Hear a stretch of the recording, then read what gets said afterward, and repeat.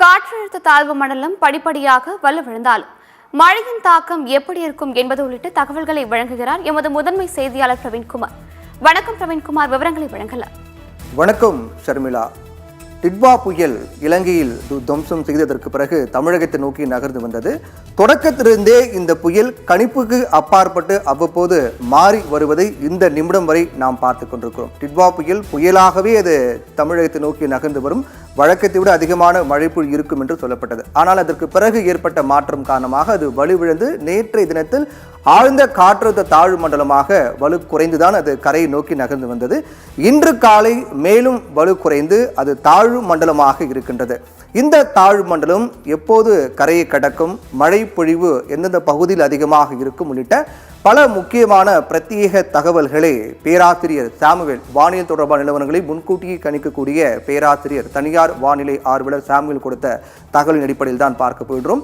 இந்த தாழ்வு மண்டலத்தை பொறுத்தவரையில் சரியாக அது சென்னையில் இருந்து தென்கிழக்கே சென்னைக்கு தென்கிழக்கே கிட்டத்தட்ட 40 கிலோமீட்டர் தூரத்தில் மையம் கொண்டிருக்கிறது. அதாவது சென்னையிலிருந்து நாம் பார்த்தோம் என்றால் சென்னையிலிருந்து தென்கிழக்கே 40 கிலோமீட்டர் தொலைவில் இந்த தாழ்வு மண்டலமானது மையம் கொண்டிருக்கின்றது.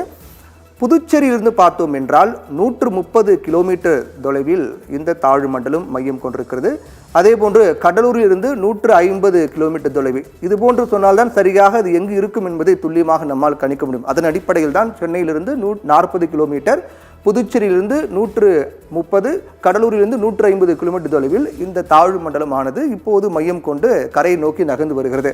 ஆனால் தாழ்வு மண்டலத்தை பொறுத்தவரையில் அது கரையை நோக்கி நகர்ந்து வரக்கூடிய வேகம் என்பது அவ்வப்போது மாறிக்கொண்டே இருக்கின்றது. தொடக்கத்தில் 8 கிலோமீட்டர் 7 கிலோமீட்டர் என படிப்படியாக மாறி 7 மணி நேரமாக நகராமல் அப்படியே இருந்த தாழ்வு மண்டலம் மிக மெதுவாக கரையை நோக்கி 3 கிலோமீட்டர் வேகம் என்பது மிக மெதுவாக கரையை நோக்கி நகர்ந்து வருகிறது. அப்படி என்றால் இது கரையை நோக்கி நகர்ந்து வரக்கூடிய வேகம் குறைவாக இருக்கக்கூடிய பட்சத்தில் அது கரை நெருங்கக்கூடிய நேரமும் தாமதமாகலாம். இன்று நாளை அதிகாலை, நாளை மதியத்துக்குள்ளாக அது கரை நெருங்கலாம் என்று எதிர்பார்க்கப்படுகிறது. இப்போ இருக்கக்கூடிய சூழ்நிலையில் இதுதான் தாழ்வு மண்டலம் இருக்கக்கூடிய நிலை. கரையை நோக்கி 3 கிலோமீட்டர் வேகத்தில் மணிக்கு நகர்ந்து வருகிறது. சரி, மழை பொழிவு பொறுத்தவரையிலும் இன்று மதியம் வரையில் ரெட் அலர்ட் என்பது திருவள்ளூர், சென்னை மாவட்டம் கொடுக்கப்பட்டது. அப்படி என்றால் மதியத்துக்கு பிறகு மழை பொழிவு இருக்காதா என்ற கேள்வி வழக்கமாக எழும். ஆனால் அதற்கான பதிலை பொறுத்தவரையில் நிச்சயமாக மழை பொழிவு என்பது நாளை இரவு வரையிலும் பரவலாக இருக்கும் என்றுதான் சொல்லப்பட்டிருக்கிறது. வலுவிழப்பது என்பது காற்றின் வேகம் தான். நாம் பார்த்து கொண்டிருக்கூடிய இந்த மைய பகுதி என்பது வலுவிழந்து கொண்டே வந்தாலும் கூட இதனுடைய சுழற்சி வேகம், காற்று சுழன்று கொண்டிருக்குது அல்லவா, இந்த சுழற்சி வேகம் என்பது 30 கிலோமீட்டர் வேகத்தில் இருக்கும். நாம் பார்ப்பதற்கு தான் மிக சாதாரணமாக இருக்கும். ஆனால் இந்த மையப்புள்ளியுடைய காற்று சுழற்சி வேகம் என்பது 30 கிலோமீட்டர் வேகத்தில் சுழன்று கொண்டிருக்கும். இது வலுவிழப்பது என்பது காற்றினுடைய வேகம் தான் வலுவிழக்குது. மழையின் வேகம், மழையினுடைய தாக்கம் பொறுத்தவரையில் வலுவிழக்காது, மழையின் தாக்கம் அதிகமாக இருக்கும் என்று தான் சொல்லப்பட்டிருக்கிறது. ஏற்கனவே இந்த புயல் உருவான போது புயலாக தான் கரை கடக்கும் என்று சொல்லப்பட்டது. அந்த கணிப்பில் மாற்றம் ஏற்பட்டது. மழையை பொறுத்தவரையில் ஞாயிற்றுக்கிழமை அதிகமாக மழை இருக்கும் என்று கணிக்கப்பட்டது. அதிலும் ஒரு மாற்றம் ஏற்பட்டது. இன்று காலை கூட இந்த தாழ்வு மண்டலம் பொறுத்தவரையில் அது ஆந்திராவை நோக்கி, வட தமிழகம் மற்றும் ஆந்திராவை நோக்கி நகரும் என்று தான் சொல்லப்பட்டது தொடக்கத்தில். அதாவது இது மெல்ல மெல்ல அப்படியே நகர்ந்து வட தமிழகம் மற்றும் தெற்கு ஆந்திராவை நோக்கி தான் அது கரையை கடக்கும். கரையை கடக்கும் போது தாழ்வு பகுதியாக மேலும் குறையும் என்று சொல்லப்பட்டது. அது ஆந்திராவை நோக்கி கரை கடக்கும். இந்த கரை கடக்கும் நிகழ்வு என்பது இன்று இரவு அல்லது நாளை அதிகாலைக்குள்ளாக ஆந்திராவை நோக்கி கரை கடக்கும் என்று சொல்லப்பட்டது. ஆனால் அந்த கணிப்பிலும் இப்போது தடாலடியாக ஒரு மாற்றம் ஏற்பட்டது. அது என்ன மாற்றம் என்றால், தெற்கு ஆந்திராவை நோக்கி கரை கடக்கும் என்று சொல்லப்பட்ட தாழ்வு மண்டலம் புதுச்சேரி, மாமல்லபுரம் இடையே கரை கடக்கும் என்று அதிலும் ஒரு மிகப்பெரிய மாற்றம் ஏற்பட்டிருக்கு. இன்னும் நாம் துல்லியமாக பார்க்க வேண்டும் என்றால் இந்த நேரலை வானிலை தொடர்பான இந்த நேரலை தகவலை நாம் பார்க்கலாம். திரையில் பார்த்து கொண்டிருக்கிறோம். இந்த துல்லியமான தகவல் சரியாக இந்த தாழ்வு மண்டலம் சென்னைக்கு தென்கிழக்கே 40 கிலோமீட்டர் குறைவான தூரத்தில் தான் மையம் கொண்டிருக்கின்றது.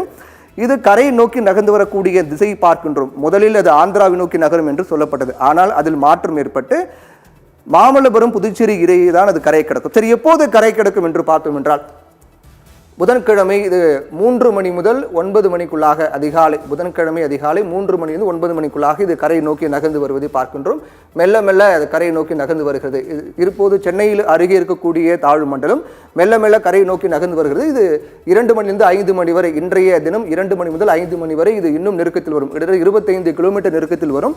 அதற்கு பிறகு நேரம் செல்ல செல்ல புதன்கிழமை அதிகாலையெல்லாம் நாம் பார்த்தோம் என்றால், புதன்கிழமை அதிகாலை 2 மணி அளவில் நாம் பார்த்தோம் என்றால் அது கரையை நோக்கி நகர்ந்து வந்திருப்பதை பார்க்கின்றோம். அப்படி என்றால் இன்று இரவுக்குள்ளாக அது மெதுவாக பயணித்து மெதுவாக சென்னை நோக்கி அது நகர்ந்து வந்து இன்று இரவு அது நாளை காலை அதிகாலை 2 மணி அல்லது 3 மணிக்குள்ளாகவே இது கரையை தொட்டு விடும். கரையை தொட்டு விட்டு அதற்கு பிறகு இது கரையை நோக்கி நகரும். ஆனால் ஏற்கனவே நாம் பார்த்தபடி மிக முக்கியமான விடயம் என்னவென்றால், கரையை நோக்கி நகர்ந்து வரும்போது அது தாழ்வு பகுதியாக வலுக்குறையும். தாழ்வு பகுதியாக வலுக்குறைந்துதான் அது கரையை கடக்கும் என்று வானிலை ஆய்வு மையம் தெரிவித்திருக்கிறது. அதே போன்று பல தனியார் வானிலை ஆய்வாளர்களும் அதை தான் குறிப்பிடுகிறார்கள். அப்படியாக சூழ்நிலையில் கரையை நகர்ந்து வரும்போது மழையின் தாக்கம் எப்படி இருக்கும் என்பதை நாம் பார்க்கலாம். இப்போது முழுவதுமாக இந்த தாழ்வு மண்டலம் எங்கு இருக்கின்றது, எந்த திசையை நோக்கி நகர்ந்து வரப்போகிறது, எப்போது அது கரையை கடக்கும், இன்று நாளை அதிகாலைக்குள்ளாக, இன்று இரவு வரையிலும் அது அப்படியே தொடர்ந்து பயணித்து நாளை அதிகாலைக்குள்ளாக அது கரையை தொட்டுவிடும். கரையை தொடும்போது எந்த பகுதியில் கரையை தொடும் என்பதை பற்றி நாம் பார்த்தோம். மாமல்லமும் புதுச்சேரிக்கு இடையில் தான் அது கரையை தொடும் என்றும் தெரிவிக்கப்பட்டிருக்கிறது. சரி, கரையை தொடும்போது மழையின் தாக்கம் எப்படி இருக்கும்? மழை பொறுத்து இன்று மாலை வரைக்கும் தான் இருக்குமா, அதற்கு பிறகு மழை குறையுமா என்ற கேள்வி இருக்கும். மழையின் தாக்கம் பொறுத்தவரையில் அடுத்த 24 மணி நேரம் வரை கனமழைக்கான வாய்ப்பு இருப்பதாக சொல்லப்படுகிறது. குறிப்பாக KTCC என்று சொல்லப்படக்கூடிய சென்னை, காஞ்சிபுரம், செங்கல்பட்டு, திருவள்ளூர் மாவட்டங்களில் நாளை மாலை வரை மழையின் தாக்கம் அதிகமாக இருக்கும். மழை குறையும் என்று எதிர்பார்க்க வேண்டாம். சரி, நாளை மாலைக்குள்ளாக மழை குறையுமா என்றால் அதுவும் கேள்விக்குறியாக தான் இருக்கின்றது.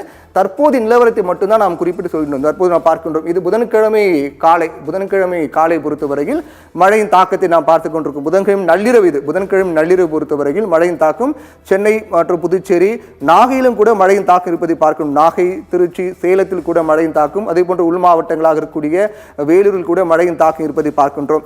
சரி, இந்த மழையின் தாக்கத்தை பொறுத்தவரை இது கரையை நெருங்கும் போது அதை சுற்றி இருக்கக்கூடிய பல மாவட்டங்கள், குறிப்பாக சென்னை, திருவள்ளூர், காஞ்சிபுரம், செங்கல்பட்டு, அதே போன்று புதுச்சேரி, மாமல்லம் உள்ளிட்ட பகுதியில் தான் மழைப்பொழிவு இருக்கும் என்றால், தென் மாவட்டங்களில் மழைப்பொழிவு இருக்குமா, தெற்கு மாவட்டம் மற்றும் மேற்கு மாவட்டங்களில் மழைப்பொழிவு இருக்குமா என்று கேட்டால் அடுத்த 4, 5, 6 ஆகிய நாட்களில் தென் மாவட்டங்களில் மழைப்பொழிவு இருக்கும் என்று சொல்கிறார்கள். அதற்கான காரணம் என்னவென்றால், தென் மாவட்டங்களில் ஏன் மழைப்பொழிவு இருக்கும்? இந்த தாழ்வு மண்டலத்தை பொறுத்தவரையில் தாழ்வு பகுதியாக வலுக்குறைந்து அது கரையை நோக்கி நாளை அதிகாலை கரையை தொட்டு அதுக்கு பிறகு அப்படியே சென்றுவிடும் என்று இருக்கக்கூடிய சூழ்நிலையில் தென் மாவட்டங்களில் மழைப்பொழிவுக்கான காரணம் என்ன என்றால், வங்கக்கடல் பகுதியில் கிழக்கு திசை காற்று, ஈரப்பதத்துடன் கூடிய கிழக்கு திசை காற்று ஒன்று உருவாகிறது. 3ஆம் தேதி 4ஆம் தேதி கிழக்கு திசை காற்று ஒன்று உருவாகி அது அரபிக்கடலை நோக்கி இருக்கும் என்றும், இதன் காரணமாக தென் மாவட்டங்கள், மேற்கு மாவட்டங்களில் மழையின் தாக்கம் இருக்கும் என்று சொல்லப்பட்டிருக்கிறது. ஒட்டுமொத்தமாக நாம் சுருக்கமாக பார்க்க வேண்டும் என்றால், நாளை மாலை வரை வட மாவட்டங்கள், KTCC மாவட்டங்களில் மழையின் தாக்கம் அதிகமாக இருக்கும். அதற்கு பிறகு மழை படிப்படியாக குறையும். 4, 5, 6 ஆகிய நாட்களில் தென் மாவட்டங்கள், வட மாவட்டங்களுக்கும் ஒரு சில பகுதியில், அதே போன்று தென் மாவட்டங்கள், மேற்கு மாவட்டங்களில் 4, 5, 6 ஆகிய தினங்களில் மழையின் தாக்கம் இருக்கும்.